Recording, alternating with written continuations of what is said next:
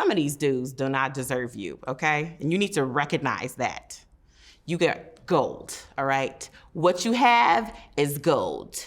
You have a JJ, gold.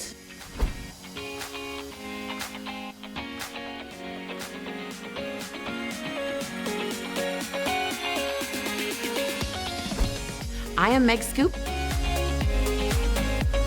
My name is Keeta.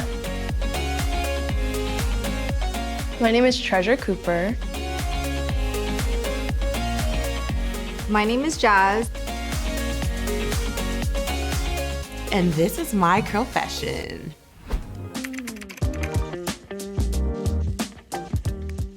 Depends. What are you looking for? If you're just looking for a little P&V action, hey, you meet somebody, do your thing. However, if you're looking for something a little bit deeper, possibly long-lasting, you may want to wait. And the reason I say that is because the prettiest girls get cheated on, right? So it's not about the physical, it's about the mental, spiritual, emotional connection.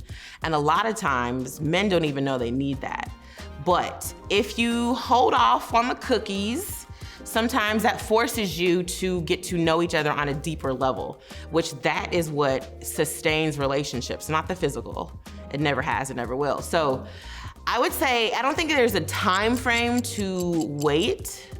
I think it's a feeling that as a woman, you know.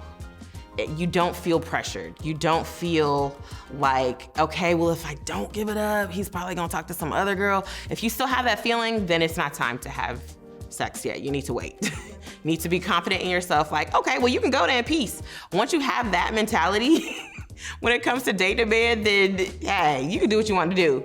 But I would just make sure that you're, you know, spiritually, emotionally, physically, you're on a path. You don't have to have arrived to where you want to be in those areas, but you should be on the path of going where you want to be in those areas before you commit your body and join your body with the man. Because some of these dudes do not deserve you, okay? And you need to recognize that.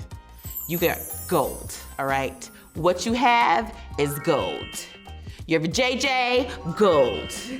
Your longevity, your life, your everything about you is gold. So you have to treat yourself as such. And a man will treat you like that as well once you treat yourself like that. The longest I've waited is never. And for one relationship,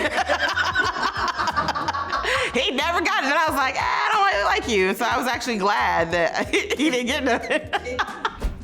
I think that you have to build a deep connection with someone, friendship first. I think that getting into like intimacy relationship is not even gonna be good at all unless you like have that friend level where you're able to express yourself and be respected, vice versa, both parties, and feel very confident and feel like yourself. Until you get to that point where it's like a friendship level, then I don't think that you should be giving up anything. It takes time to build a friendship. So as long as it takes for you to build up that friendship is a time that you should be opening up to someone and, you know, having that intimacy relationship, because you're honestly not gonna feel it as much. It's gonna be way more like, you know, amazing if you're like with someone you're widely attracted to and someone that's your best friend. And that's what I definitely think. When that time happens, then you're ready. I made someone wait probably 5 years. Like we were just friends, you know, like I was like, no. You know, some men will like, they'll try to hit it and like leave, but like it takes like a real man that's really gonna be persistent with you and also take the time to, you know, build a relationship and actually get to know you. I feel like that is when someone deserves it and you feel like more confident. My cookie stipulations are definitely feeling confident in a relationship, building a friendship, a deep connection, and also feeling like the man is for my mind before my body. I feel like it's always too soon to give up the cookie.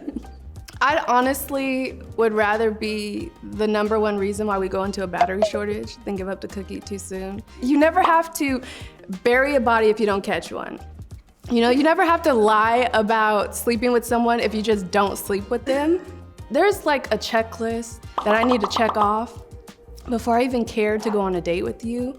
And so if we're talking taking a step further, there's just, no.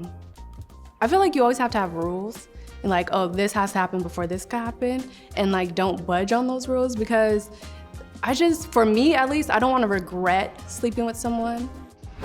I like to follow this 90-day rule, you know, really get to know someone. But, you know, if they cross out a lot of things on my box of what I like or am interested in with this person, if the energy's there, if the chemistry's there, that 90 days is out the window. I'm a little bit older, wiser, so I feel like, you know, I'm not at the age of trial and error. Like, you know, that's kind of one of the things that I need to cross off my list. And if it's not there, then we cannot proceed from that. If I was talking to younger me, I would tell her to wait those 90 days, really get to know that person, because that's a very intimate situation, you know, and like I said, I'm older now, so it's kind of a different for me of my perspective of how I see things nowadays. But a younger version of me, I would definitely tell her to wait, hold it off until you know that this is a partner you want to be with for a while, you know, and I don't want to say forever, but you know, in the reality of it, where you feel comfortable enough to take that leap of faith of going through with, you know, having those encounters. If the conversation on the first date leads to sex, I'm already tapped out. I'm not gonna be talking about sex on my first date with you. That's what happened on one of my dates. And that's when I was tapped out. And I feel like he was testing the waters and testing my boundaries. And, you know, I'm not gonna make it awkward or uncomfortable, but at the end of the day, that was the last time I talked to that person. I was no longer interested. It's very important to be present in these type of conversations. Honestly, like sometimes I even take notes to remember what they said and how they said it. And also just take notes on like what they like. You know, this is your chance of really getting to know someone. And you know, you wanna also just remember those key points of like what they like, what they don't like. So it's just like, you know, I would take notes just to remember because I couldn't have a short-term memory, so. My name is Treasure Cooper. My name is Jazz. I'm Keeta. I am Meg Scoop. And this is my Curlfession. Curly culture. Curly curl culture. Curly culture is like, I knew I was gonna do this. Hey you guys, what's up? I'm Ava Pearl, founder of Curly Culture, a community for people with all types of curly hair, from a 2A to a 4C. Let us know what you guys want to see in the comments below, and we'll see you guys on our next episode. And don't forget to like, share, and subscribe to the channel.